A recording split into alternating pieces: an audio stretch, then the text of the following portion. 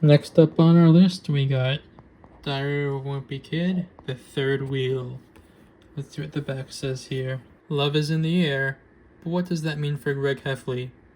A Valentine's Day dance at Greg's middle school has turned his world upside down. As Greg scrambles to find a date, he's worried he'll be left out in the cold on the big night. His best friend Rowley doesn't have any prospects either, but that's a small consolation. An unexpected twist gives Greg a partner for the dance and leaves Rowley the odd man out, but a lot can happen in one night, and in the end, you never know who's going to be the lucky one in love. Looks like we've got a love story on our hands. Alright, let's see how this one turns out. Let's see Gregory try to manipulate women into being his date, because that's certainly gonna happen. Alright, Diary of a Wimpy Kid, The Third Wheel. The third book I'm reading in this series is complete. In this book, Greg tries to get a date, which, of course, he fails miserably at, since the only person he truly loves is himself. You could see all of the ladies running away from him in this terribly focused video. Last book, Manny was the big enemy, the big stinker. But this book, Susan, does something pretty nasty. He's trying to get better clothes to dress himself with, so he goes through his dad's closet and finds a nice leather jacket his dad used to wear. At first I thought he was going to steal the jacket, being the evil man that he is, evil boy that he is. But no, he asks his dad permission to use the jacket, and his dad agrees, saying it'd be nice for him to wear it, since Dad's too big to be wearing it now. But Susan, Greg Heffley's mother, stops him from wearing it, which causes a whole slew of problems. She ends up embarrassing him at school when Greg sneaks the jacket to school and makes him wear her girly jacket to shield him from the cold, so that's Susan's big blunder this book. But as all of these, it's time to go through the list of all the sociopathic things Greg Heffley does. So let's pull that up right now. The line this book opens with is Greg talking about how somebody will be writing his biography. Again, I've mentioned this in the previous episodes, but what does he think he's going to be famous for? He thinks he remembers being in the womb before he was born, which is a crazy thing to believe. I'll excuse this one a little bit because he was a baby, but he did hide batteries up his butt to stop machines he didn't like playing to be played. When he was young, he had trouble keeping up with other people his age when it came to academics, so he tries feeding them bad information by telling them the alphabet wrong or saying numbers wrong, but that just makes him seem even stupider and gets him held back. Or actually, no, that made his mom move him up a grade because she thought he wasn't being challenged, which made things even worse. He let somebody borrow a video game of his, and after it wasn't returned, instead of going for it himself, he sends Rowley to try to get it for him, and this karmatically explodes in his face because Rowley starts playing the game with the thief. Greg is unqualified to run for student body, so he makes Rowley run for the student council so he could remote control his decisions from the outside. He puts a pair of shoes in a bathroom stall so it appears somebody's in there, so he could permanently reserve a bathroom stall for himself.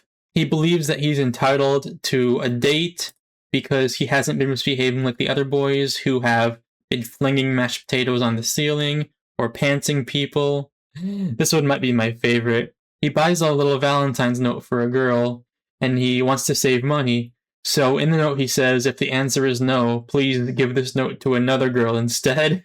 And of course, neither of them want to go out with him, especially not the one who found out she was his second choice. I don't know what Greg thought was going to happen there. And on the topic of these notes, he thinks that's the only way to ask out a girl. He does not have the guts to go up and talk to one to ask them out, which I hate to say I can relate to that a bit. Women are scary, said the 25-year-old man. Jesus Christ. Tries to break up someone else's long-term relationship in order to score himself. When things get dire, he employs his friend Rowley to be his wingman, but refuses to wingman for Rowley. This one was an entire saga. The babysitting arc, I'll call it an arc. He gives up on trying to date a woman from his school, so he tries to get with somebody from his church.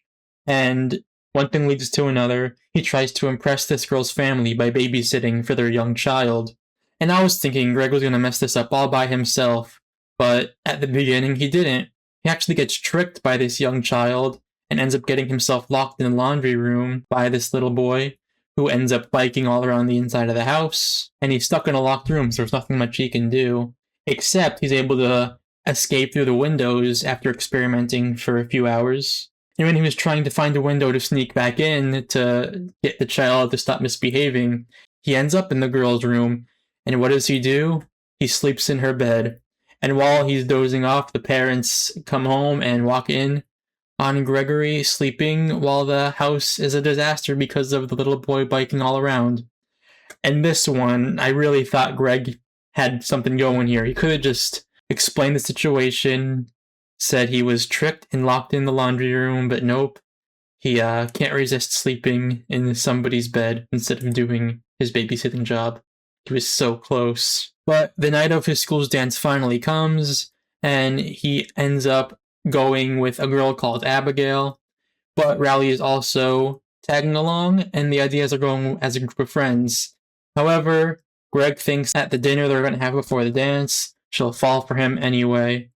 And how could she not? He does romantic things like buying her chocolate, but he eats most of them himself and leaves her with the coconut chocolate, which he does not like. When he's picking up Rowley to go to the dance, he notices that Rowley got chicken pox and goes out of his way to hide them so they can go to the dance anyway, causing the entire school to be at risk of a pandemic.